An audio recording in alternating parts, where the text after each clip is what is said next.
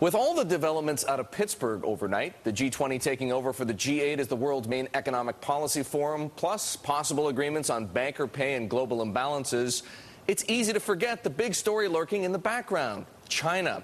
With us to discuss China's role at the G20 and what we've heard so far from President Hu Jintao is Derek Scissors, Senior Research Fellow for Asia Economic Policy at the Heritage Foundation, which describes its work as conservative policy research. Derek is in our Washington bureau this morning. Derek, glad you could join us. Let's talk first about that one news item, the big one, the G20 taking over for the G8. Let's frame it in terms of China. What does it mean for China? Well, technically, of course, China's in the G20 and it wasn't in the G8. But because the G8 really did very little, the G20 taking over for the G8 isn't going to make that much difference. Okay, is though this not a better form, or does it at least somehow formalize China's bigger role on the international stage? And not to mention, of course, India, Brazil, other countries, Saudi Arabia, Turkey, that kind of thing. I think you're right that symbolically it's a positive step. China's been lobbying for greater weight in the IMF and the World Bank, and it should have that weight because its economy has gotten so much bigger. In terms of what's actually going to happen, the G20 is too big. You can't get 20 world leaders to agree on anything substantive. I think we've seen that from what they've said so far versus what they've done, and I think we'll continue to see that going forward. China should be part of these organizations, but the organizations themselves don't matter very much.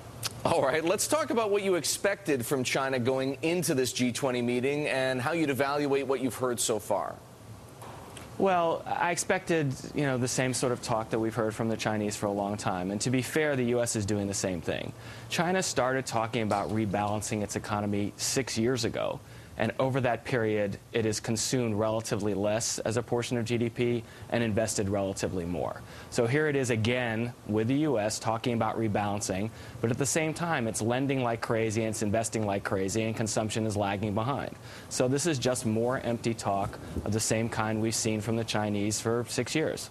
All right, let's talk for a moment about what it was that Hu Jintao had to say in connection with that trade dispute over tires and perhaps some pending Chinese retaliation. He said he's willing to work with the United States to properly handle sensitive issues to be sure that our relationship will continue to grow on a sound and steady stage. Does that mean anything? No, I think, what he's saying is don't expect us to retaliate in some serious way immediately, and that's what he should say. China has too much to gain from its trade relationship with the U.S. to be very sensitive. But he also wants to remind everyone that if the U.S. goes way down the protectionist road, of course the Chinese have to do something.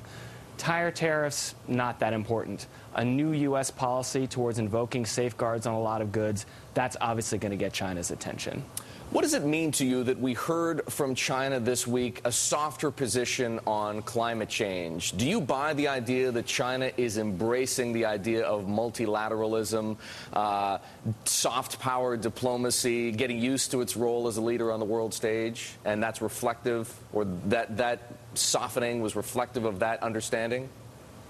I think China does buy the idea of soft power. I think they like the idea of economic diplomacy, other forms of diplomacy that enhance China's world image. The climate change thing is tougher at its core. I think there was a signal that we want to go along, we don't want to be this big obstacle. But that doesn't mean that China's just willing to try to address its gigantic and increasing carbon emissions without significant help from the rest of the world. The core problem of cutting China's emissions is very difficult. That they're not promising anything on. They are trying to signal, look, we're not here to be troublemakers, but if you want us to do something serious, you better help us. All right, Derek, great insights on China and the G20. That's Derek Scissors, Research Fellow for Asia Economic Policy at the Heritage Foundation. He was with us from Washington this morning.